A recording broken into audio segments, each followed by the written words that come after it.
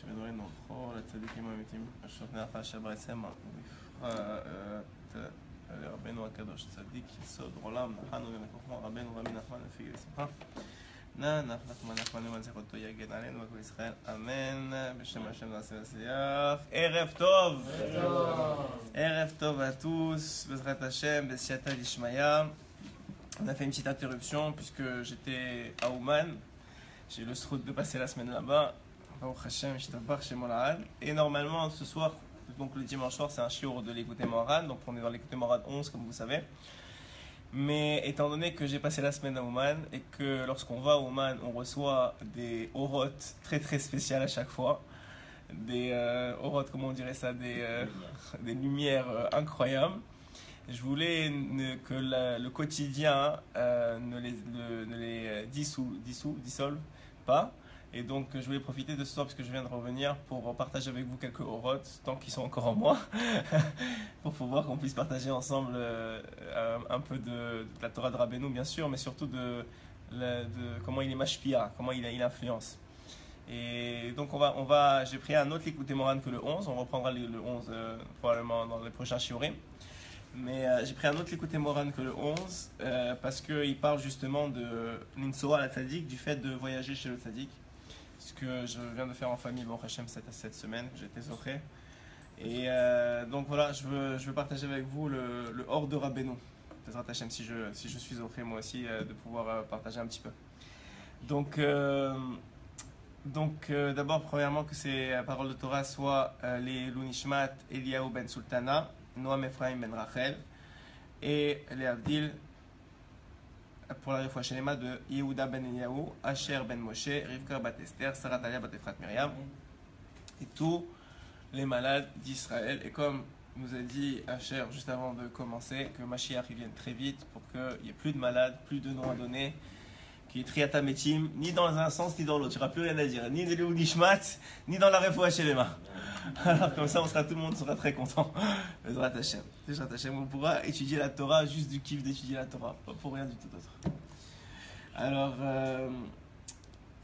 comment on va? Je vais essayer de vous amener ce que je veux vous dire aujourd'hui. Bezrat Hashem et Shatad Ishmaya. Donc, il faut savoir quelque chose. On va faire une petite introduction, comme j'ai l'habitude de faire avant de commencer un sujet. La première chose, c'est qu'il faut savoir que tout ce qui nous arrive dans le monde, tout ce qui est en contact avec nous, toute la réalité que l'on vit, c'est qu'une expression d'Akadosh Baruch Hu. C'est que du Yud Kei Vav Kei. C'est-à-dire qu'un homme juif, il doit être capable de se rappeler à chaque instant que devant lui, il n'y a pas un autre homme, que devant lui, il n'y a pas une table, que devant lui, il n'y a pas un travail, que devant lui, il n'y a pas sa femme, que devant lui, il n'y a pas ses enfants, que devant lui, il y a Yud Kei Vav Kei, Yud Kei Vav Kei, Yud Kei Vav Kei, Yud Kei Vav Kei, Yud Kei Vav Kei, Yud Kei Vav Kei, Yud Kei Vav Kei. Il y a Hashem Yitbarach.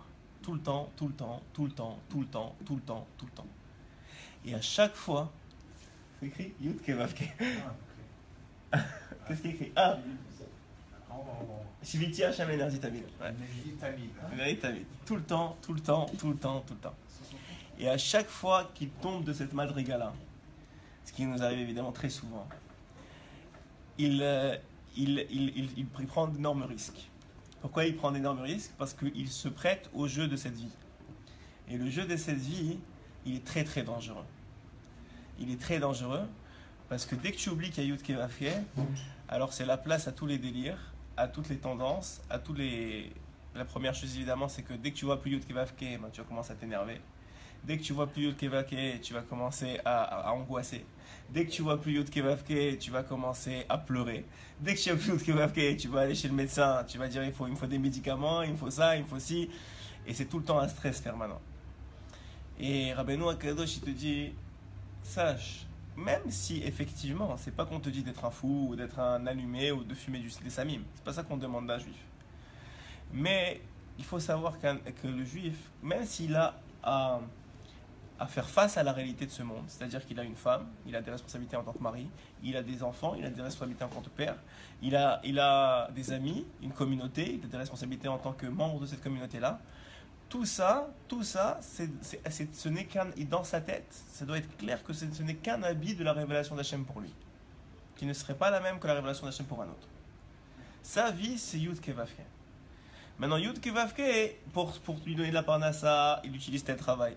Pour lui donner des enfants, il utilise telle situation. Pour lui donner, je sais pas moi, une relation, un travail sur les midot, il utilise sa femme. Pour le remettre en question, il utilise son ami.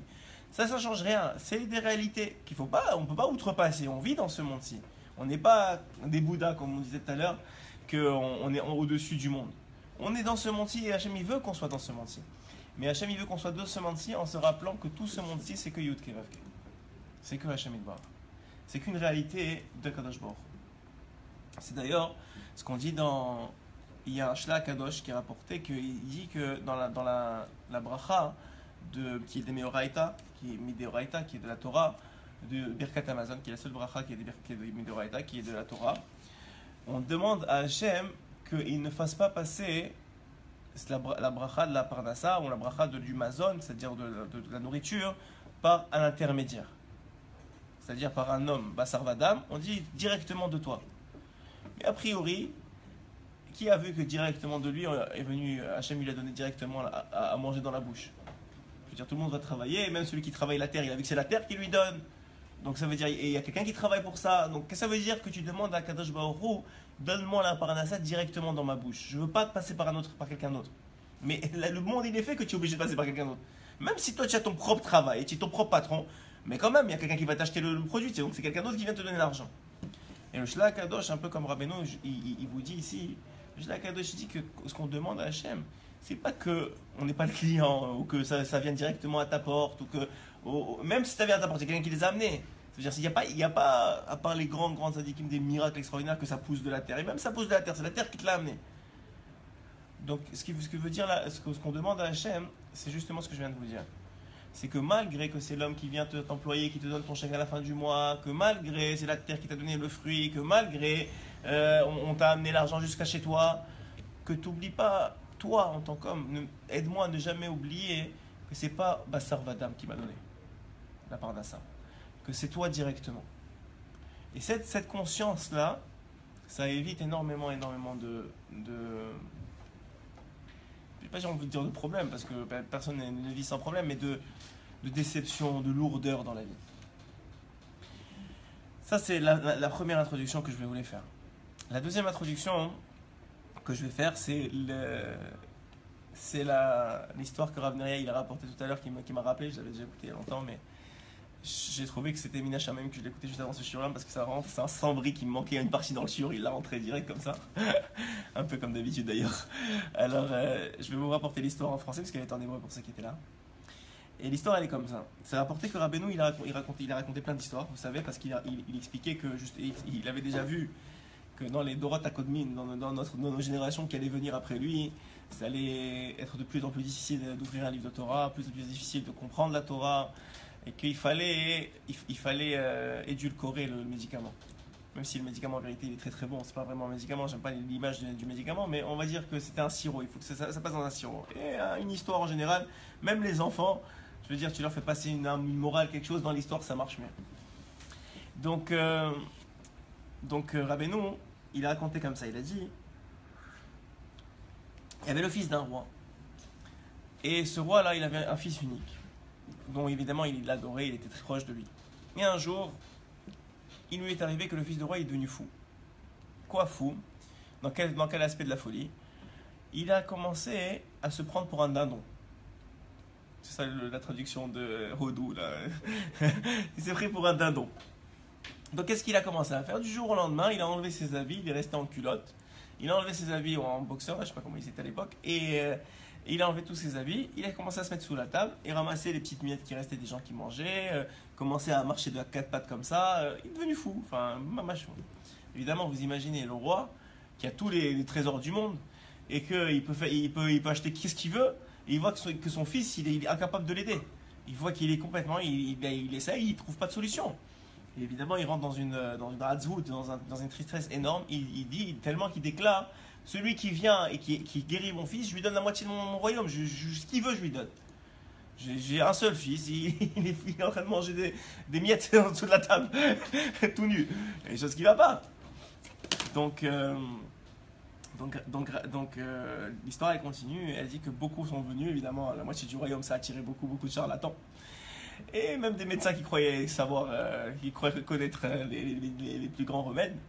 Et quoi, qu'est-ce qui s'est passé? Ils sont venus, ils ont essayé de trouver des solutions, de bien faire ingérer des médicaments, ce que vous voulez. Personne n'a réussi à rien. Ça a duré des mois et des mois. Mais la force du roi, c'est qu'il n'a pas fait yiouch. Il n'a pas déprimé, il n'a pas désespéré. Il a déprimé, mais il n'a pas désespéré. Il continue à annoncer tous les mois celui qui vient et qui aide mon fils et qui le guérit. Il a la moitié de mon royaume, je lui fais ce qu'il veut. Et c'est arrivé que dans une contrée un peu plus lointaine, qu'un grand sage, il a entendu que le fils du roi, il était malade. Et la vérité, c'est pas la moitié du royaume qui l'intéressait. Par contre, ce qu'il remarquait, c'est que depuis que le roi, il avait son fils qui était malade, ça faisait beaucoup de problèmes dans tout le pays. Parce qu'évidemment, quand le roi, il n'a pas sa tête comme il faut, il est très préoccupé, ça faisait plein d'histoires, les gens, ils en souffraient énormément. Et même, ça s'est arrivé que même dans sa ville, dans sa contrée, il y avait beaucoup de problèmes de gestion, etc. Il a dit, bon, on ne peut pas continuer comme ça. On va aller voir son fils, qu'est-ce qui se passe? Il voit quoi? Il arrive et il voit effectivement que son fils il est en dessous de la table, en train de picorer des miettes, tout nu comme ça, et sale, enfin vraiment, il ne comprend pas. Donc qu'est-ce qu'il fait? Il dit au roi, voilà, vous allez me laisser faire, vous ne posez pas de questions, et votre fils, donnez-moi quelques mois, d'ici quelques mois il va revenir normalement. Le roi, bien sûr, il n'y a pas de problème, il lui donne tout ce qu'il veut, tout ce qu'il a besoin, il lui dit de quoi vous avez besoin? Il lui dit de rien. Il dit comment ça de rien? De rien, vous avez de l'argent, vous voulez je sais pas, on fait venir des hélicoptères, on fait quelque chose? Non, rien du tout. Laissez-moi juste faire et laissez-moi faire. Et faites comme s'il n'était plus là. Qu'est-ce qu'il a fait, ce sage-là? Il a enlevé ses habits. Il s'est mis en boxeur lui aussi. Malgré qu'il était quelqu'un de très mechoubad, très important avec les beaux habits. Il a enlevé ses habits, il s'est mis en boxeur lui aussi. Il s'est mis à quatre pattes, il s'est mis sous la table, il a commencé à picorer. Le fils du roi, il voit le sage comme ça. Il dit, qu'est-ce que tu fais là? C'est qui toi? Il dit, ben, moi aussi je suis un dindon. Il dit, un dindon? Ah ouais? Et qu'est-ce que tu fais là? Il dit, ben, je suis venu picorer comme toi. Il dit, ah bon? Ok. Il va poser plus de questions. Ils ont commencé à picorer quelques jours ensemble, quelques semaines. Et au bout d'un moment, un jour, un matin comme ça, le sage, il vient, toujours en boxeur comme ça, comme tous les jours, mais il vient avec une assiette avec du pain et du fromage dessus. Et il s'assoit par terre à quatre pattes, il commence à manger. Et le fils du roi, il le regarde et dit, qu'est-ce que tu fais? Il lui dit, bah, je mange du pain et du fromage. Il dit, mais t'es un dindon? Il lui dit, mais alors, je suis un dindon, j'ai le droit de manger du pain et du fromage. Pourquoi je vais me priver de manger du pain et du fromage? Je peux être un dindon et manger du pain et du fromage. Tu veux pas essayer? Bon, il dit, ok. Il mange du pain et du fromage. Il dit, mais on est toujours des dindons, t'inquiète pas. Et comme ça, petit à petit, une fois il amène ça, demain il amène de la viande. Mais je dis, mais tiens, dindon, tu manges de la viande? Il dit, ouais, pourquoi je suis un dindon? C'est pas grave. Après ça, il s'assoit sur la chaise. Il dit, mais tu es un dindon, tu t'assois sur une chaise? Il dit, alors, je suis un dindon et j'ai envie de m'asseoir sur une chaise, j'ai le droit. Et comme ça, il l'amène petit à petit, madriga, petit à petit, une étape après l'autre, jusqu'à qu'au bout d'un moment, le fils du roi, il est un dindon, mais un dindon assis sur une chaise avec des habits, en train de manger normalement, etc. Et au bout d'un moment, le sage, il dit, bon, maintenant, est-ce qu'on est des dindons ou on est des hommes? Parce que les dindons, ça n'a pas l'air de ça. Et alors, le fils du roi, il a comme un déclic, il dit, ah, ok, j'ai compris que je suis un homme. Et il revient à son état naturel. Ce remède de cette histoire-là, c'est ce que Rabbeinu il fait avec le peuple d'Israël. Le sage, c'est Rabbeinu Akadosh, c'est Rabbi Nachman de Breslev. La plupart des tzadikim font ce travail-là. Mais Rabbeinu, c'est connu qu'il a pris sur lui ce travail-là pour les dernières générations. Et comment il va le faire? Alors, il y a un écouté moral qui explique comment il va le faire. C'est un écouté moral qui est très court, mais qui est dans des enseignements vraiment... C'est un des plus bels enseignements que j'ai vu dans l'écouté moral. Pourtant, il y en a beaucoup. Hein. Et vous savez combien j'aime l'écouté moral et combien j'aime les enseignements de Rabbeinu, mais c'est l'un des plus beaux selon moi. Parce que c'est quelque chose que tout le monde sait que cette question-là, elle est en lui. Tout le monde sait que cette recherche-là, elle est en lui, mais il n'arrive pas à trouver les mots pour mettre ce qu'on va définir aujourd'hui. Et vous allez voir comment c'est extraordinaire. D'ailleurs, l'écouté moral-là, hein, c'est une ségoula. C'est pour ça que j'aime pas trop les ségoulottes, mais ça, c'est une vraie ségoula qui est connue chez Breslev. Pour celui qui a la chance d'être une fois dans sa vie chez Rabbeinu, ou même plusieurs fois, à chaque fois qu'il y est, de lire ce Likutei Moharan sur la tombe du tzaddik, et surtout, la plus grande ségoula, c'est pas de lire ce Likutei Moharan, c'est de lire le Likutei Tfilot, c'est-à-dire la tfila qui est associée à ce Likutei Moharan qui a été écrit par Rabbi Nathan. Vous savez que Rabbeinu, il a donné cet enseignement-là, que toute Torah ne sert à rien si elle n'est pas associée à de la tfila. C'est-à-dire que si on ne prie pas pour ce qu'on a étudié. Si tu étudies sans prier, l'action qui va découler de ton étude ne sera pas pure, ça ne sera pas propre. Et donc, on ne pourra pas avoir vraiment le fruit de ce que tu devrais avoir de ton étude. Alors, ça veut dire plusieurs choses. Il y en a qui ne vont même pas appliquer ce qu'ils ont étudié.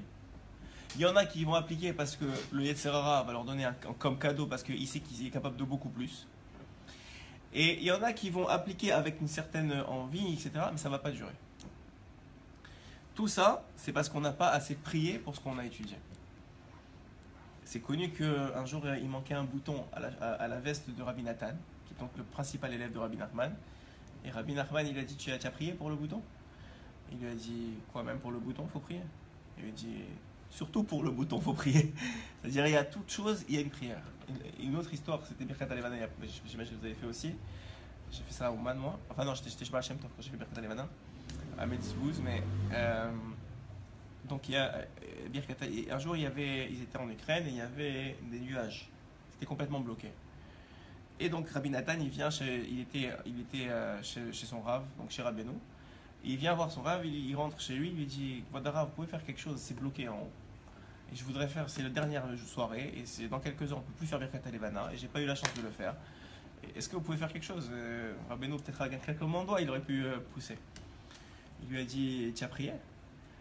Il lui a dit ouais, ça va, j'ai demandé, mais ça marche pas quoi.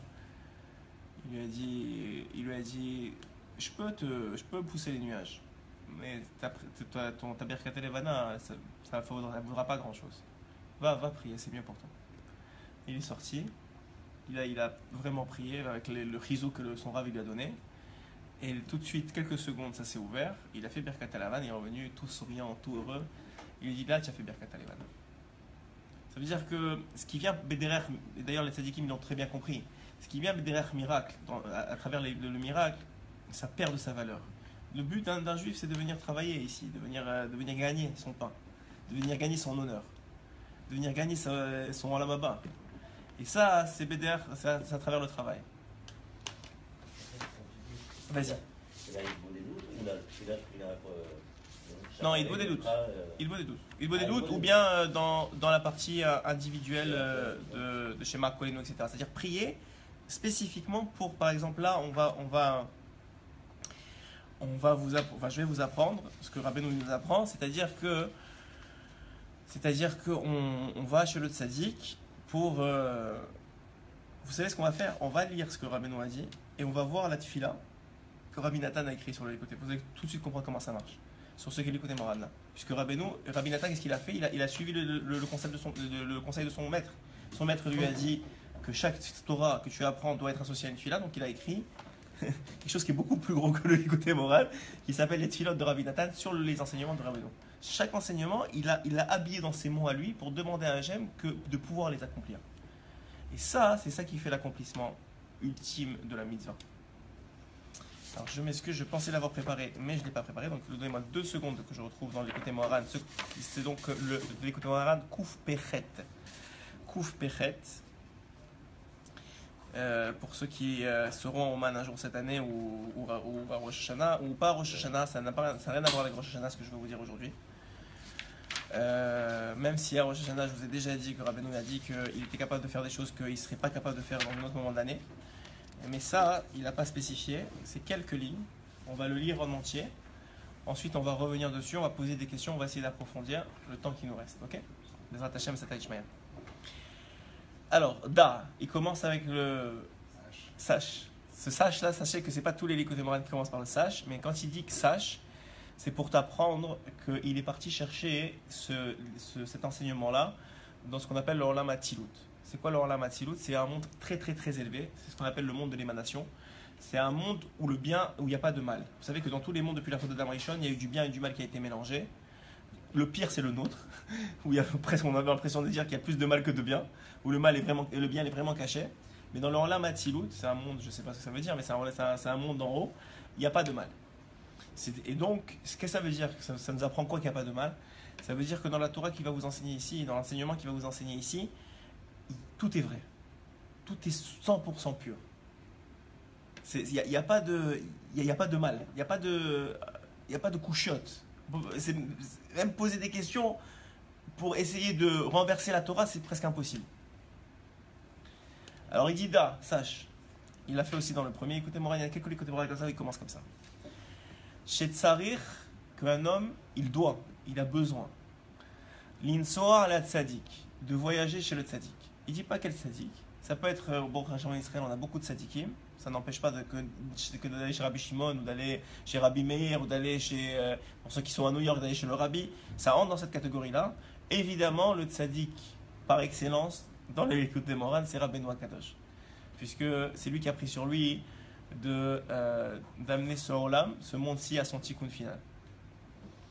Da, chez Tsarech l'insoar la tzadik. Sache qu'il faut voyager sur le tzadik. Pourquoi? La chazor al avedato. Pour récupérer ce que l'on a perdu. Ki kodem, shi yotze adam la avira olam. Parce que avant qu'un homme il sorte dans l'air de ce monde. Je traduis mot à mot pour retenir les mots. Dans l'air de ce monde. C'est-à-dire qu'il passe du milieu aquatique de sa mère à l'air de ce monde. C'est à ce moment-là qu'il se passe quelque chose de particulier. Donc avant ce moment-là, Melamdin, on lui apprend, ou Mar'in, et on lui montre, l'eau, à lui, Kol ma shetzarich la'asot, tout ce qu'il a besoin de faire, Vela avod, et de travailler, Vela asig, et d'atteindre. C'est pas pour rien qu'il met des shlavim. Il doit travailler, il doit faire, ensuite il doit travailler, et ensuite il doit atteindre. Ok? On va revenir sur tous ces concepts-là. Baiser à Olam, dans ce monde-ci. Donc, dans le ventre de sa mère, et même avant le ventre de sa mère, quand sa neshama n'était pas encore descendue, mais il semblerait, ou particulièrement dans le ventre de sa mère, comme c'est rapporté dans la Gemara aussi, on lui apprend. Alors, la Gemara, qu'est-ce que dit la Gemara? Je vous le dis, parce qu'on va y arriver, mais qu'est-ce que dit la Gemara? La Gemara dit qu'on lui apprend toute la Torah. Ce qu'on aurait cru en tant que juif pachout, c'est qu'on lui apprend tous les livres de Torah, la Gemara, toutes les halachot, tout ça.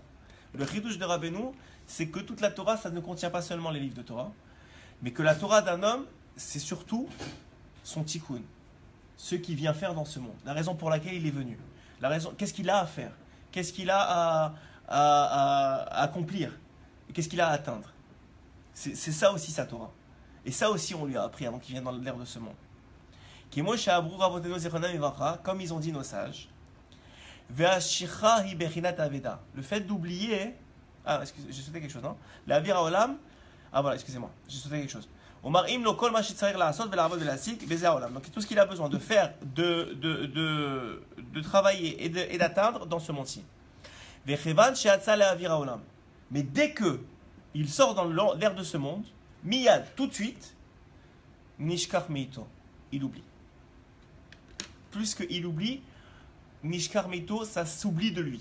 C'est ça la traduction exacte. Ça s'oublie de lui. Ça s'échappe. C'est comme quelque chose que tu as envie d'attraper. Tu sais qu'il est là, mais tu n'arrives pas à l'attraper. Comme ils ont dit nos sages, Vashecha, que l'oubli, Hiberinat Aveda, c'est un aspect de perte. Pourquoi est-ce qu'il fait ce lien-là entre l'oubli et la perte? Parce qu'au début, il a dit un homme, il doit voyager chez le sadique pour récupérer sa perte. Et après, il t'a dit qu'avant de venir dans ce monde, il apprend tout et il oublie. Il veut faire le lien entre les deux. Il t'a dit qu'il faut que tu récupères ta perte. Et après, il t'a dit, on te fait oublier quelque chose. Donc, qu'est-ce qu'il est en train de te dire? Tu sais ce que tu as oublié, c'est ce que tu as perdu. C'est la même chose. Vous suivez jusqu'à maintenant? Très bien. Comme ils ont appelé nos sages, celui qui oublie, il perd. Comme nous a appris dans Avot, Maïr lishmoa, celui qui est rapide à écouter, Maïr l'abed, il est rapide à perdre. Qu'est-ce que ça veut dire? C'est-à-dire quelqu'un qui écoute mais sans t'écouter vite, il va sûrement oublier ce que tu lui dis. Les sages ne disent pas qu'il va oublier, ils disent qu'il va perdre. Parce que quelque chose que tu oublies, c'est comme si tu l'as perdu. Mais là, c'est pas Yom Kippur. Ça veut dire? Parce qu'on a dit que tout est Yud-Kevavke. Si la personne elle est comme ça, un tempérament comme ça. Ouais. Non, ça se travaille. Le fait que ta réalité c'est du Yud Kevavke, ça n'empêche pas que tu as quelque chose à faire, que tu as quelque chose à atteindre, que tu as quelque chose à travailler. C'est parce que tu peux dire, moi, ma colère c'est Yud Kevavke. Moi, ce que je vous ai dit, c'est toute l'extériorité de vous, c'est Yud Kevavke. Vous, c'est vous.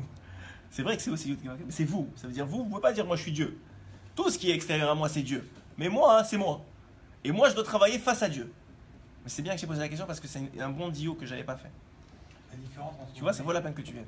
La différence entre oublier et perdre, c'est que oublier, ça reste en toi, perdre, c'est sorti de toi. Mais quelqu'un de malade. Alors, il semblerait que, selon cette explication-là, c'est la même chose. Oublier et perdre, tu as perdu quelque chose. Mais ça, et oublier, c'est pas forcément que ça reste en toi. Comment tu sais que ça reste en toi? Parce que quand tu oublies quelque chose, Alors, il semblerait que ça reste. Alors, c'est très bien ce que tu dis. Rabbi Adam, il nous donne une petite nuance. Il dit que oublier, tu as l'impression que c'est encore en toi. En vérité, c'est pas encore en toi. N'est plus dans ton conscient, c'est dans ton subconscient. C'est-à-dire, c'est dans une partie de toi qui n'est plus accessible. Ok? C'est un peu comme si tu as perdu quelque chose, c'est encore dans le monde, c'est sûrement quelqu'un qui l'a retrouvé, mais c'est plus dans ton domaine à toi. Ton domaine à toi, c'est ce qui est conscient de toi. Ce qui n'est plus dans ton conscient, c'est plus ton domaine.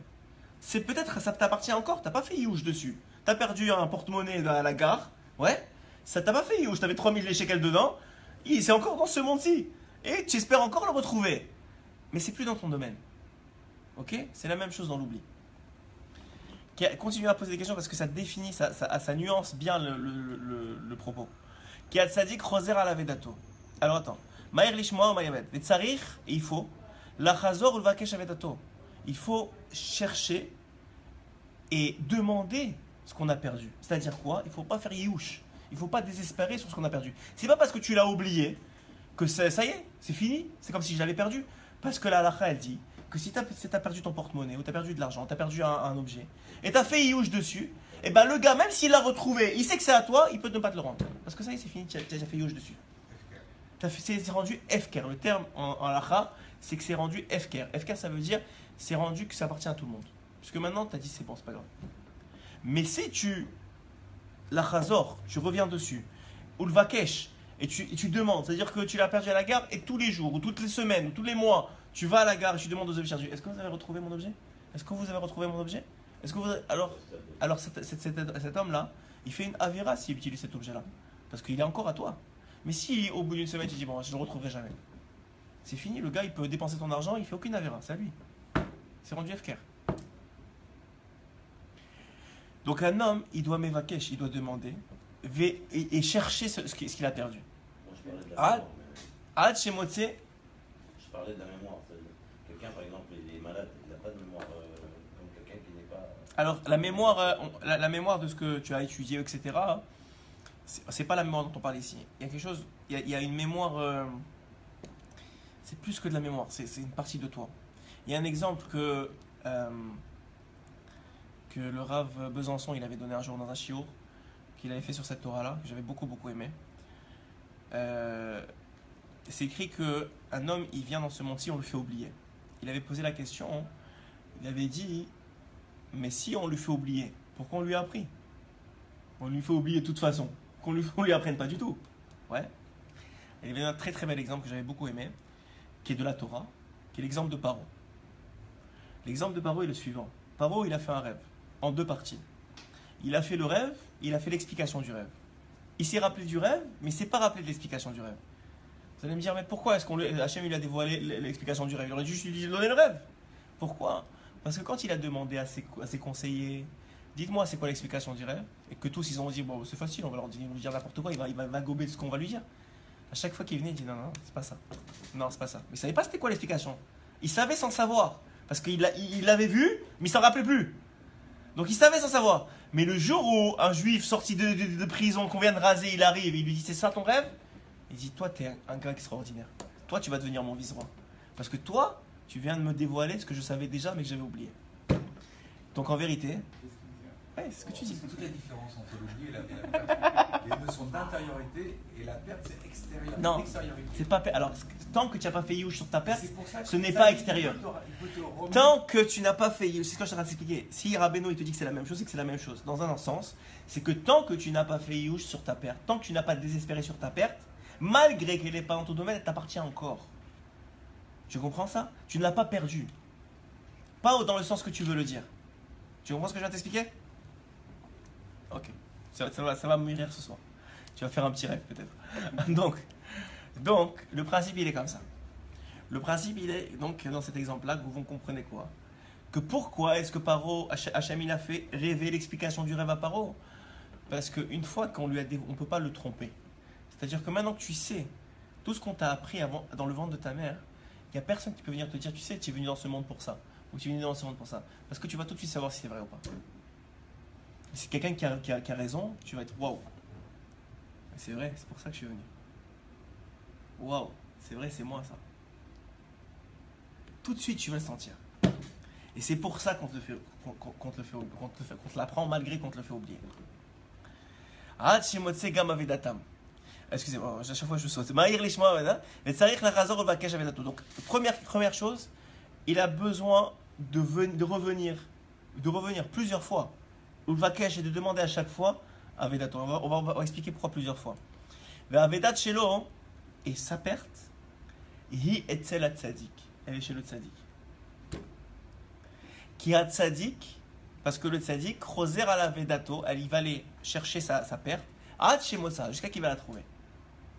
Gam avedatam, même la perte des autres, grâce à lui, qui est venu la chercher, puisque maintenant il est dans le comment j'ai dit pour la gare, dans l'endroit des objets trouvés, ouais. Et puisqu'il est là-bas, il y a d'autres objets trouvés. Vous savez, vous allez dans un endroit, vous dites j'ai perdu mes lunettes, ouais, ou mes clés. Ok, ils vont te sortir 18 clés, ils disent ok, c'est laquelle la tienne. Le tzaddik il dit ah, ouais, c'est ça, à Cher, c'est ça. Ah, mais il y a aussi celle de Adam. Ah, mais aussi celle. Ah, tu sais quoi, je vais les prendre. Et les attachés vont revenir chez moi, je vais leur donner. J'aurais pas besoin de remonter encore à chaque fois taper à la porte et redemander la permission de revenir chercher. Ah, en même temps, Asher, il fait partie de ta communauté. Ah, ils sont tous dans le même sac. Viens, je les prends tous. Donc, grâce à toi, il va chercher tout avec d'autres personnes. Des gens de ta famille, des gens proches de toi. Il va chercher des autres Avedot. Des autres tikkunim perdus. Jusqu'à qu'il va trouver tous les tikkunim.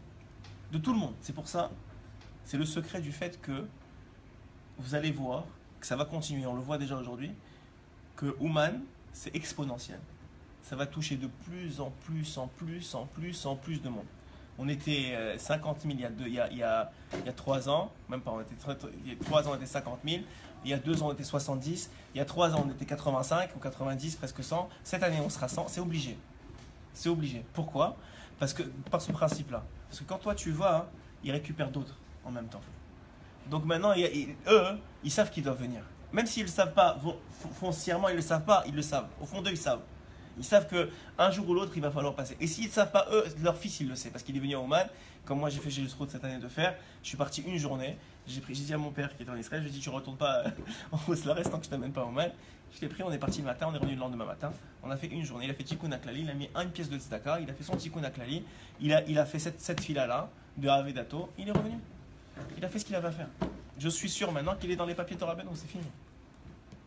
Au moins j'ai enlevé ça de ma conscience. Que moi je sais ce que ça vaut et que mon père il n'est pas pu y aller. Parce que ça fait pas de sens. Mais la chouve, et Baruch Hashem, mon beau-frère sûrement il va y aller, et ça commence à se propager. Et c'est comme ça aujourd'hui, presque toutes les familles, en plus même dans le milieu francophone, ce qui est incroyable, ils ont quelqu'un qui est parti, quelqu'un qui parle d'Ouman, presque toutes les familles.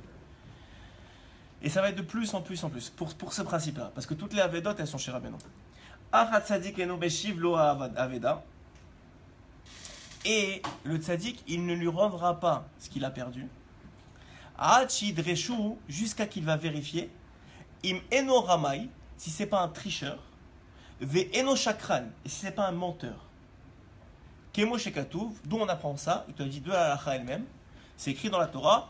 Ad derosh achicha, jusqu'à que tu vérifies ton frère. Va shevatolo, que c'est bien à lui. Et une fois que tu as vérifié, jusqu'à que tu vérifies que c'est pas un tricheur. Et à ce moment-là, tu peux lui rendre. C'est-à-dire que si vous avez trouvé quelque chose, eh ben, la personne qui vient récupérer cette chose-là, elle doit te dire, il y avait tel simanim, il y avait telle chose, tu dois vérifier que ce n'est pas un tricheur. Et un menteur. Pourquoi? Alors, la chose, voilà comment ça marche. Qu'est-ce que ça veut dire d'abord être un menteur? Être un menteur, ça ne veut pas dire le sens péjoratif du mensonge. Parce que à qui tu vas mentir? Tu es un menteur, quoi. Tu mens sur Hachem. Hachem, il sait tout. Tu mens au tzaddik. Au tzaddik, il est connecté à Hachem, donc il sait tout. À qui tu mens? Tu mens à toi-même. Tu mens à toi-même. Est-ce que tu es un menteur vis-à-vis de toi-même? Parce que si tu es un menteur vis-à-vis de toi-même, il ne peut pas te donner ton tikkun. Pourquoi? Parce que tu vas dire, mais c'est pas à moi. Pourquoi? Parce que tu mens, tu te mens à toi-même. Soit parce que tu te penses beaucoup plus haut que ce que tu es. Un grand ami Racham qui vient chez Rabbeinu et il lui dit, il faut que tu commences à travailler sur tu sais ce que tu as dans le cœur, que tu vois la femme dessus là, ou que tu as envie de tel argent, ou tu as envie. Mais lui dit, attends, mais je suis quelqu'un de très bien, je suis quelqu'un de très grand, c'est pas pour moi tout ça, tu rigoles ou quoi? Donc tu es un menteur. Ou bien le contraire, tu te prends pour un nul, mais tu sais pas qui tu es en vérité, c'est quoi ta neshama? Tu es la neshama de, je sais pas moi, de Eliyahu Hanavi ou de Moshe Rabbeinu, je sais pas, tu as une partie neshama d'un grand, ou de David Améler, tu sais pas toi. Toi tu as vu que tu es né dans une petite famille, que tu as appris la Torah très tard, tu as fait tchouva bizarrement, et tu te dis, moi je suis rien, je viens chez Rabbeinu, la tête baissée. Tu te dis, mais attends, tu es quelqu'un de très grand, ton tikkun il est énorme. Toi tu as pour rôle de répandre la Torah dans le monde entier. Mais il peut pas te la donner direct. Parce que s'il te dit ça, tu vas dire, mais c'est pas pour moi. Alors qu'est-ce qu'il fait? Il va te le donner morceau par morceau. Il va te dire, ok, maintenant toi tu crois que tu es nul. Donc je vais faire en sorte que quand tu vas revenir de chez moi, hein, il va avoir un système en place que tu vas commencer une chavruta avec quelqu'un. Maintenant, doucement, tu vas commencer à étudier la Torah. Après ça, les gens ils vont remarquer que, et toi-même tu vas remarquer que toi, la Torah tu comprends vite. La prochaine fois que tu viens chez moi, je vais te donner, je vais faire en sorte, maintenant que tu es venu chez moi, tu as fait l'effort de venir chez moi à Ouman, dans un coin perdu, s'il n'y avait pas un tzaddik, qu'est-ce qu'on va aller faire là-bas? Puisque tu as fait ce travail-là, moi j'ai le droit maintenant d'aller te donner un peu plus de ton tikkun. C'est quoi le plus de tikkun? Puisque ton tikkun c'est de répandre la Torah. Maintenant, il y a des gens qui vont venir te chercher, j'ai vu que tu comprends bien, tu veux pas m'apprendre un peu de Torah, tu veux pas qu'on étudie. Maintenant il va y avoir un petit groupe qui va se former autour de toi. Après ça tu vas repartir la prochaine fois, hein. Et tu vas grandir en estime de toi, hein. Et tu vas être un peu moins menteur sur toi-même. Alors il va te dire, tu sais quoi? Il y a quelqu'un qui va te proposer de faire des shiurim en ligne. Et après ça, petit à petit, et jusqu'à ce que tu vas faire ton tikkun complet. Et ça, c'est un exemple, mais c'est un exemple pour tout le principe, un peu comme l'histoire que je vous ai racontée, qu'il est descendu, le tzaddik qui descend jusqu'en bas, en bas avec le dindon, et petit à petit, je dis, mais attends, mais toi, peut-être tu peux manger, normalement, peut-être tu peux t'habiller. Et après ça, je dis, mais attends, mais tu es le fils du roi, moi. Tu es le fils du roi. Et donc à ce moment-là, je dis, ah ok, j'ai compris. Mais si on te donne, tu es le fils du roi, il va lui dire, laisse-moi tranquille, laisse-moi, je veux pas, je suis un dindon, laisse-moi tranquille. Donc premièrement, il doit vérifier si tu n'es pas un menteur. Et même si tu es un menteur, à quel point tu es menteur. Parce qu'en fonction de à quel point tu es menteur, ou à quel point tu vis dans le mensonge, en fonction de ça, il peut te donner ton tikkun. La deuxième chose, c'est si tu n'es pas tricheur. C'est quoi tricheur? Alors, c'est un tridouche que j'ai eu sur la paracha de Korah, que je vais partager avec vous. Korah, pourquoi il s'est rebellé contre Moshe Rabbeinu? Pourquoi il s'est rebellé? Alors, je vais vous dire vraiment, au fond du fond, pourquoi il s'est rebellé. Il s'est rebellé parce que lui, il savait que c'était quelqu'un de très grand. Il savait qu'il connaissait toute la Torah. Il savait que c'est pas possible qu'Hachem lui donnait tellement de kochot, tellement de richesse, tellement de chokhma pour être juste un petit pion dans l'Israël. Il savait qu'il magi à l'eau, ça lui revenait d'avoir un poste important dans l'Israël. Plus que ça, dit Rashi, il a vu par Ruach HaKodesh, il a vu par prophétie divine, que un de ses descendants, ça allait être Shmuel Hanavi. Et Shmuel Hanavi, c'est écrit dans la Gemara, et David Améler le rapporte dans Tehillim, que c'était il était au niveau de Moshe et Aaron ensemble. Donc qu'est-ce qu'il a vu en vérité? Il a vu son tikkun, il a dit mon tikkun, c'était quelqu'un de très très grand. Et il voit quoi? Que le poste de Moshe lui passe sur le nez, il dit bon ok, Moshe c'est normal.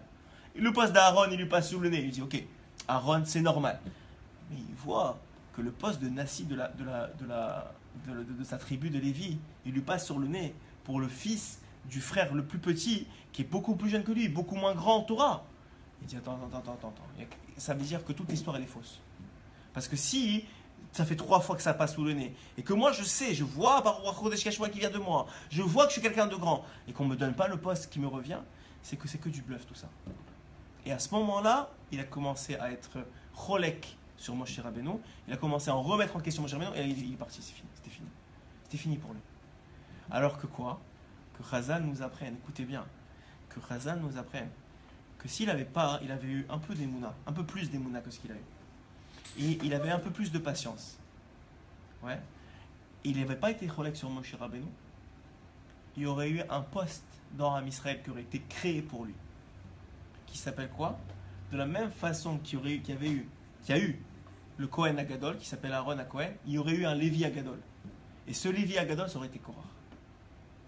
Mais Korach, il était malheureusement un peu chacun à son niveau, mais il était ramaille, il était tricheur.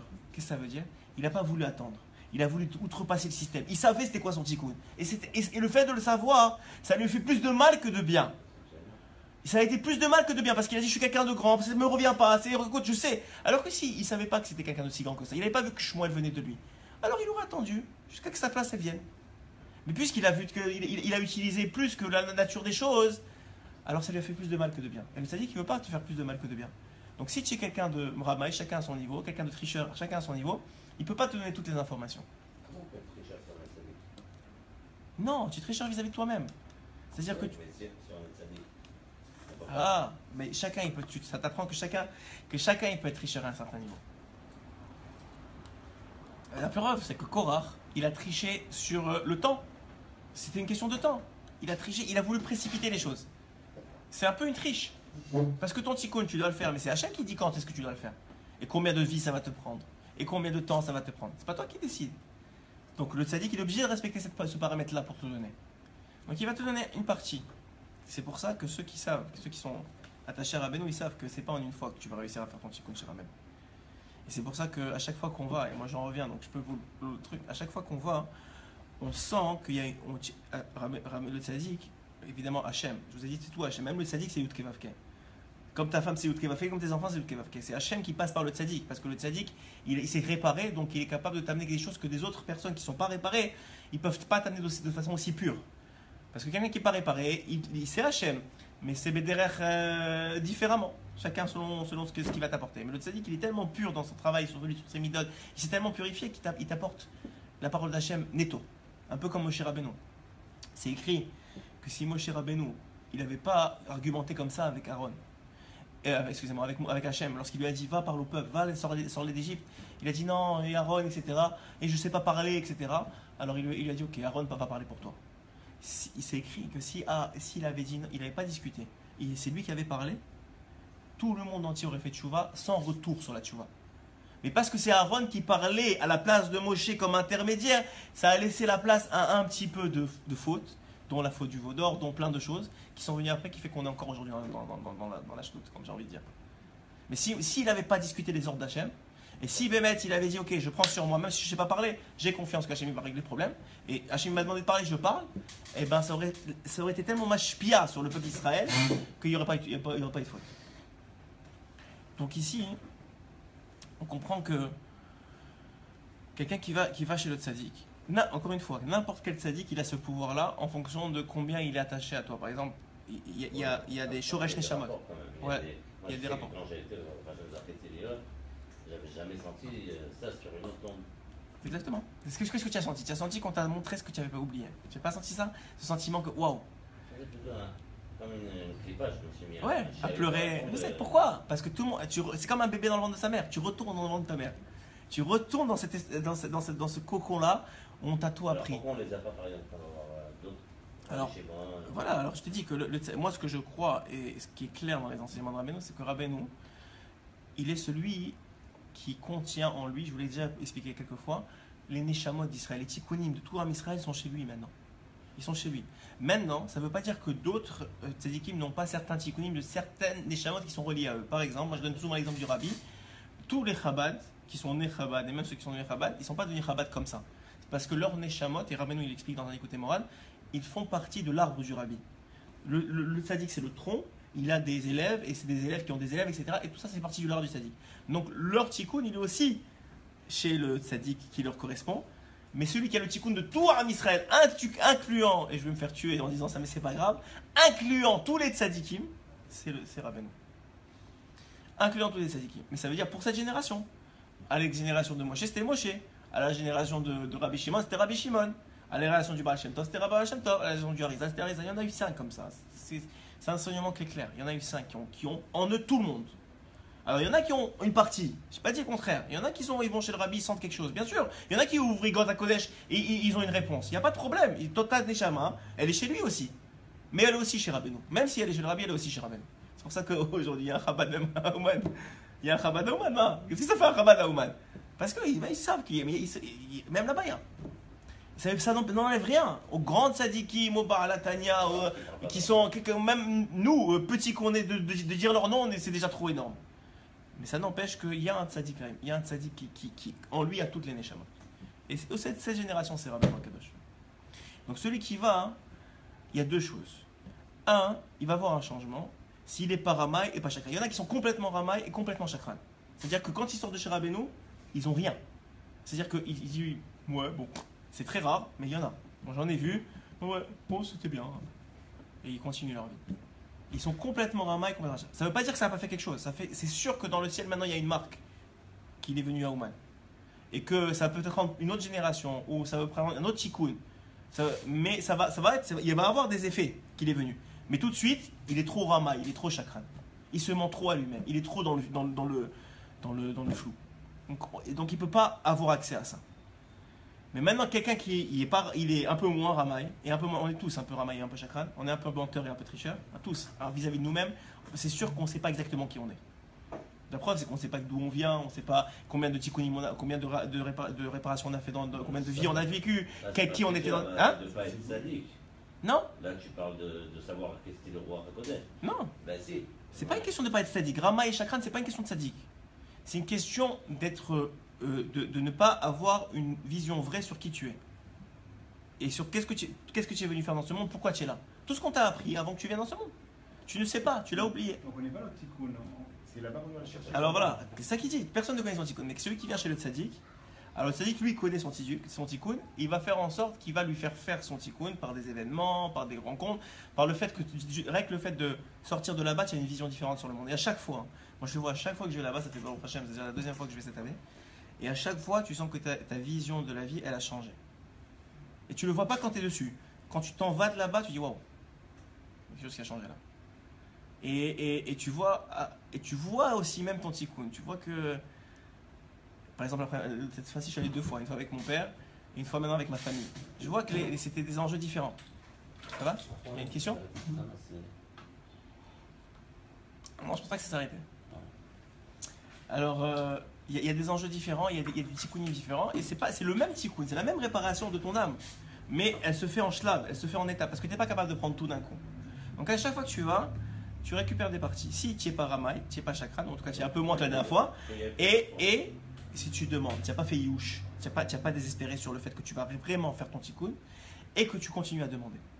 Donc à chaque fois que tu viens, tu fais l'enseignement, la tfila de Rabbi Nathan sur cette écoute marade. Chaque fois que tu vas, tu prends 5 minutes et tu fais, en plus de ton tikkun klali, tu fais ça. Et tu dis au tzaddik, s'il te plaît, va chercher mon tikkun. C'est pas très connu quand même. Non, c'est pas connu, c'est pour ça que cet enseignement-là, ce shiur-là, j'espère qu'il va être répandu dans beaucoup de Facebook et de YouTube. Hein? Alors je vais vous dire, la Torah c'est Kouf Pe Chet, dans l'écoute moral, et dans l'écoute Tfilot, qui est donc le livre de Tfila, de prière écrit par Rabbi Nathan sur le Likutei Moharan, qui est donc les enseignements de Torah de Rabbi Nachman, c'est la Tfila, une seconde, Kouf Chaf Zayin. C'est la Tfila Kouf Chaf Zayin dans le Likutei Tfilot. Vous prenez l'écoute Tfilot, à la page, enfin voilà, Tfila Kouf Chaf Zayin, c'est pas une Tfila très longue, elle fait 1 page et demie. Sur ce qu'on vient de dire. Et vous allez voir, je vais vous le traduire la Tfila, comme ça vous allez comprendre comment le faire même vous. Parce que vous pouvez la faire vous-même, mais là c'est Rabbi Nathan, c'est l'élève par excellence de Rabbi Nachman qui l'a fait. Donc, donc on va continuer à approfondir la Torah, cette Torah-là, et ensuite on va passer à la Tfila, et ensuite on finira pour aujourd'hui. Donc, premièrement, on a compris pourquoi est-ce qu'on a oublié. Non, on n'a pas compris. On a compris pourquoi est-ce on l'a appris malgré qu'on a oublié. Pourquoi est-ce qu'on l'a appris malgré qu'on nous le fait oublier. C'est l'exemple de Paro. L'autre question qui se pose, qui était aussi rapportée par un mention que j'avais beaucoup aimé, c'est ok, j'ai compris pourquoi on me l'a fait oublier, parce que maintenant je vais le savoir. Mais pourquoi on me l'a appris Bichlal? Qu'on ne me l'apprenne pas. Qu'on ne l'apprenne pas du tout. Alors le principe il est que, excuse-moi, j'ai compris pourquoi on me l'a appris, parce qu'il faut que je le retrouve. Mais pourquoi on me l'a fait oublier? Qu'on me le fait pas oublier, qu'on me le sache, puisque maintenant c'est mon tikkun. Qu'on me dise, voilà, c'est ça ton tikkun. Et ça va faire beaucoup moins de temps. Ça va prendre beaucoup moins de temps à faire. Je vais savoir ce que j'ai à faire. Je vais y aller direct. C'est bon, si c'est pour répondre à la Torah, ben ça, depuis le bon jeune âge, je sais que c'est ça. Et je vais tout mettre dans ça. Si c'est, je sais pas moi, faire un tikkunim que j'ai besoin d'aider telle personne, de faire tchouva à telle personne, parce que dans une autre vie, j'ai fait une bêtise avec elle. Et ben ça y est, je vais aller direct. Le premier jour de ma vie, je vais aller en Chine, je vais chercher cette personne-là, je vais dire, ok, je suis venu pour toi, je vais t'aider. Qu'on me fasse pas oublier. Vous avez compris la deuxième question? La première question, c'est pourquoi on me l'a appris. On me l'a appris, pour la première question? Non, pourquoi on me l'a appris? Parce que justement, pour que tu le retrouves, pour que tu aies une sensation de vérité. Pourquoi on me l'a fait oublier? Qu'on ne me fasse pas oublier. La réponse est très très belle aussi. C'est que tout ce monde-ci, je vous l'ai dit en début, tout ce monde-ci, il est fait pour que tu n'aies pas honte. Il est fait pour que tu gagnes, pour que ce soit ton travail à toi qui fait gagner. Et si on ne te le fait pas oublier, tu n'as aucun travail. Tu n'as pas été chez le tzaddik, tu n'es pas allé à Ouman, tu t'es pas battu avec tous les méniants, tous les empêchements qui t'ont amené chez le tzaddik. Une fois que tu es sorti du tzaddik, tu n'as pas essayé d'être moins ramaï, tu n'as pas essayé d'être moins chakran, tu n'as pas essayé d'être moins menteur, tu t'es pas mis face à tes vérités vraies. Tu n'as pas fait ton travail. Donc, tu n'as pas la partie, tu as peut-être la partie la asot, qui est j'ai fait mon tikkun. Mais tu n'as pas la partie la avot, tu n'as pas travaillé pour le tikkun. Et tu n'as pas la partie la sik, atteindre. Il y a plusieurs parties dans la partie du tikkun pour qu'il y ait un sentiment de waouh, j'ai fait quelque chose dans ma vie. C'est pour ça qu'on te le fait oublier. Maintenant, une autre question qui se pose sur ce l'écouter Moharan, c'est que on a dit que un homme il va oublier, ensuite il faut aller chez le tzaddik, ensuite c'est pas seulement qu'il faut aller chez le tzaddik, mais il faut prier chez le tzaddik qu'il ait la bonté de lui ramener, et en même temps qu'il va lui ramener, il va en ramener d'autres. Et quand il l'aura ramené, il faut dire au tzaddik, je sais que tu ne peux pas tout me donner, parce que je sais pas qui je suis vraiment, mais petit à petit je reviendrai. Donne-moi ce que je suis capable de prendre maintenant. Et tu vas prendre ce qu'il est capable de prendre maintenant. Une fois que tu vas prendre ce qu'il est capable, l'année prochaine, ou dans 2 ans, ou dans 10 ans, ça c'est le tzaddik qui décide. Il t'invite à chaque fois, à travers évidemment Yud Kevavke, c'est-à-dire Yud Kevavke t'invite chez le tzaddik, à travers des amis qui vont te convaincre, à travers ta femme qui te dit ouais, cette année tu peux y aller. Je sais pas, chacun ses mignottes. Ceux qui sont chanceux, ils vont tous les ans, même 3 fois par an. Il faut pas y aller trop, il faut pas vivre là-bas. Je vous le dis sincèrement, parce que c'est trop. C'est beaucoup trop. Il y en a beaucoup qui sont tombés complètement parce qu'ils étaient trop là-bas. C'est parce que tu n'es pas capable de prendre tu n'as pas les kélim. Parce que moi, ce que j'adore, c'est que quand je reviens, je suis très content d'être là-bas, mais je suis content de revenir aussi. Parce que j'ai pris l'information que j'avais besoin. Maintenant, il faut que je la travaille, il faut que je la mette dans cette vie-là. Et là-bas, tu n'es pas dans cette vie-là. Je vous dis, quand tu arrives dans les quelques hamotes, les quelques rues qui entourent le Kever, tu as l'impression de ne plus être dans ce monde-ci. Tu as l'impression d'être autre part. T'es entre deux mondes, tu es entre ce monde-ci et le monde d'en haut. T'es pas là. Tu le sens, même les enfants, j'ai jamais mes enfants, ils le savent, ils le sentent. Ils sentent qu'il y a quelque chose qui est pas normal ici. Alors tu reviens en Israël, c'est ceux qui sont en Israël, Ashrehu, Batofret Kehu, il revient et tu mets en application. Maintenant, il faut que tu travailles ce qu'on t'a dit. Alors, ça peut être un tikkun par rapport à ton shalom bayit, ça peut être un tikkun par rapport au fait que tu t'énerves avec tes enfants. Ça fait partie du tikkun, tout ça. C'est un travail, ça fait partie de la réparation. Donc maintenant, tu vas avoir une vision différente sur les actions que tes enfants, ce qui t'énervait avant ne va plus t'énerver, parce que tu vas avoir un recul par rapport à ce que tes enfants ils font, que tu n'avais pas sans l'aide du tzaddik. Ou tu vas voir la vie différemment, tu étais malade, et maintenant tu vas voir que, bah écoute, à Kol Tova, peut-être ça fait partie aussi de mon tikkun, tu vas avoir quelque chose de différent. Et tu vas surtout avoir accès à ton tikkun. Ça veut dire que maintenant, c'est contrôlé par le tzaddik. Le tzaddik, il va contrôler les événements de ta vie. Tous ces Yud Keva, que je vous ai fait là après le préambule, tous ces Hachem. Je ne dis pas que le tzaddik il agit sans Hachem. Impossible que rien n'existe sans Hachem. Ok? Hachem il a mis en place des pions. Le tzaddik ça fait partie du plus beau pion qui existe dans le monde. Mais c'est un pion pareil. Donc le tzaddik il vient, il va mettre en place des rencontres, des difficultés, des raisons de s'énerver avec certaines personnes, des situations qui vont faire en sorte que tu vas pouvoir pratiquer ton tikkun et le faire. Évidemment, chaque fois, à chaque étape, différemment. Ça, c'est pour la Torah. Maintenant, on va finir avec la tfila. Donc la prière, que j'espère chacun d'entre vous. On peut le faire même si on n'est pas chez le tzaddik. Sachez que si vous êtes venu ici, à ce shiur-là, ou que vous l'avez écouté là où vous êtes un peu connecté au tzaddik. Vous avez un peu pris de cet enseignement-là, même si vous n'avez pas été à Ouman. Moi, j'ai été à Ouman avec moi, et c'est pas moi, n'importe qui a été un moine, il amène du hors du tzaddik avec lui. C'est pour ça que Rabbeinu il dit que celui qui. Une seconde. C'est pour ça que Rabbeinu il dit que à la fin de Rosh Hashanah, il faut regarder les visages de tous ceux qui ont participé au kibbutz, au rassemblement de Rosh Hashanah. Parce que le tzaddik est contenu dans chacun d'eux. Et vous voyez d'ailleurs, que le hors du tzaddik, à chaque fois, il est tu vois une lumière particulière le soir après Rosh Hashanah, tu vois, et c'est la nuit, hein, et tu vois une lumière particulière sur les faces de chacun. Tu vois qu'il est plus blanc, il est plus serein, il y a quelque chose de nouveau chez lui. Et tu vois que le tzaddik, il lui a donné un peu plus. Il a donné une partie de lui, une partie de son tikkun, qui est c'est un vase communicant, puisque lui c'est toi et toi c'est lui. Enfin, toi tu es une partie de lui, et lui il a ta neshama en lui. Donc ça veut dire que c'est un vase communicant. Donc, et tu le vois. Donc, et il dit Rabbeinu que celui qui n'a pas la chance de venir, alors il aura la chance au moins de connaître quelqu'un qui est venu, d'étudier avec quelqu'un qui est venu, d'apprendre une Torah de Rabbeinu. Ça fait partie aussi du hors du tzaddik. Évidemment que ce n'est pas aussi électrochoc que celui qui vient sur le tombeau, mais la Torah du tzaddik, c'est le hors du tzaddik. C'est la lumière du tzaddik aussi.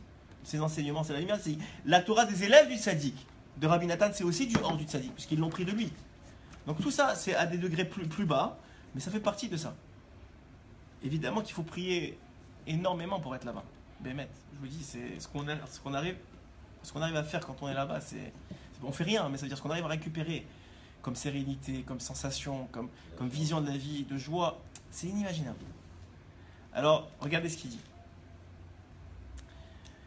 Voilà la tfila, je vous la traduis. C'est la tfila de Rabbi Nathan sur le côté moral qu'on vient d'étudier.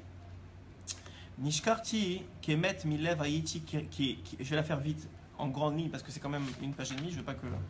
Nishkarti, j'ai oublié, kemet milev haïti kichli oved. J'étais comme un cœur mort. Taïti, je me suis trompé. Kese oved bakesh avdecha ki mizvirtecha lo shacharti. Je me suis trompé dans qu'est-ce que j'ai perdu et ce que j'ai demandé et des mitzvot que j'ai pas oubliés. Ribono shel olam, maître du monde. Mi iteneni, qui va me donner, qui a achi kiedem, qui met elokai ishmereni, qui va me donner ces sensations que tu m'écoutes. Be'ilo nero ale roshi le oro ele chosher, malé rachamim, plein de miséricorde, Hachem. Ata yodea, tu sais, kol hasagot, tous les niveaux, ve'ayediot et toutes les connaissances, shiada ve'asiga nishmati, que mon âme elle connaît et elle sait. Kodem shiatz'a la virolam, avant que mon âme elle sorte dans ce monde-ci, qu'elle arrive dans ce monde. Toi tu sais tout ce que mon âme elle sait. Il parle à Hachem. Azea olam. Be'aet she'ayiti bimae imi, quand j'étais dans le ventre de ma mère. Betisha yacheleda, pendant les 9 mois de la grossesse. She'aya ner dolek al roshi, ça c'est la Gemara qui le dit. Qu'il y avait dans ma Seret Nida, il y avait un nerf, une bougie allumée sur ma tête. Vaïti ma bit ba misof haolam va sofo. Et je pouvais être capable de voir du début du monde jusqu'à la fin du monde grâce à cette lumière-là. Un peu comme Madame Arishon avant la faute. Vecheval she'atza la avir haolam. Et dès que je suis sorti dans ce monde-ci, miyad nishkach ve'nevad, tout de suite, elle a été perdue cette connaissance-là, mimeni de moi. Kol haora gadol hazeh, toute cette lumière-là, elle a été perdue. Va'ani tsarir kol yemei chayai levakesh ulchapes achar zeh. Et moi, je dois toute ma vie chercher et demander sur ce que j'ai perdu. Les chapes ou vakesh bechol kochi, de toutes mes forces, chercher et demander. Achar avedati, de ce que j'ai perdu. Chez batti veshacharti, de ce que j'ai perdu et oublié. Va'ani, et moi, be'arotsem kashmiuti, à cause de ma grande matérialité. Vekashiut afi, et de la difficulté de la vie. Pas seulement que j'ai pas essayé de chercher de trouver mon tikkun, Afgam al siti me faire les faire, j'ai fait le contraire.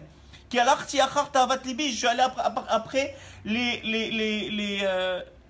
ta'ava, les désirs de mon cœur. Et j'ai commencé à fauter contre toi. À cause d'eux, j'ai perdu. Même ce que j'avais dans les mains, je l'ai perdu. Même plus encore que ce que tu m'avais demandé de faire. Jusqu'à que je me suis éloigné de toi, Hachem. Comme je suis éloigné maintenant. Et tout le bien de mon âme, il s'est éloigné de moi. Tout le bien éternel que tu voulais me donner, il s'est éloigné de moi. Tout le bien vrai, il s'est éloigné de moi. Ve'eni yodea, je sais pas. Shum derer, même pas la voix. Comment levakesh, comment demander, je sais pas. Ou le chapes et chercher, encore moins, je sais pas. Achar avedati, sur ce que j'ai perdu. Je ne sais pas. Avedotai arabot, tout ce que j'ai perdu. Mais j'ai perdu énormément. Asher kimaad, ibati. Petit à petit, j'ai perdu. Et atzmi, je me suis même perdu moi-même. Les gamrés, complètement. Loulé Hachem, Azartali, il rapporte un verset qui demande à Kadosh Baruch Hu de l'aider.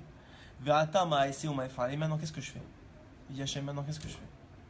Ribono shel olam, maître du monde. Yodea ta'alumot, toi tu sais tout. Ad en chekert sofe nistarot. Il n'y a pas de mensonge chez toi. Sofe umabit ad sof kol adorov, tu connais tout du début à la fin des générations. Ata levad yodea, toi seul tu sais.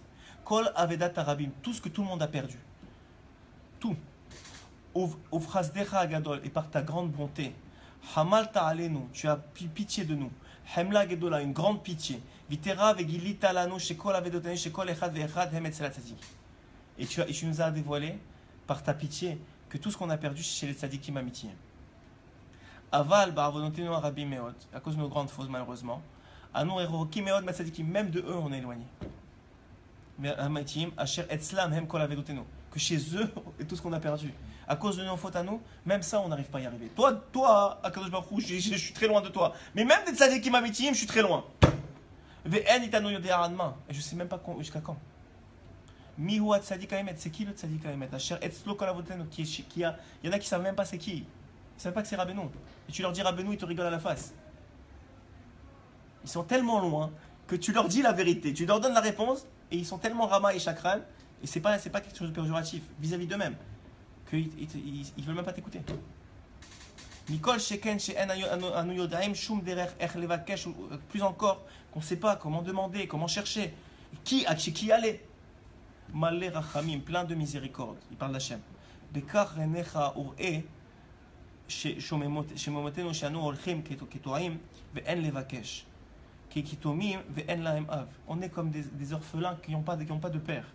Kitmeim ve'en letaer, qu'on est des gens qui sont impurifiés et on ne peut pas les purifier. Kedalim, comme des pauvres, ve'en lehanenam, et on ne peut pas les consoler.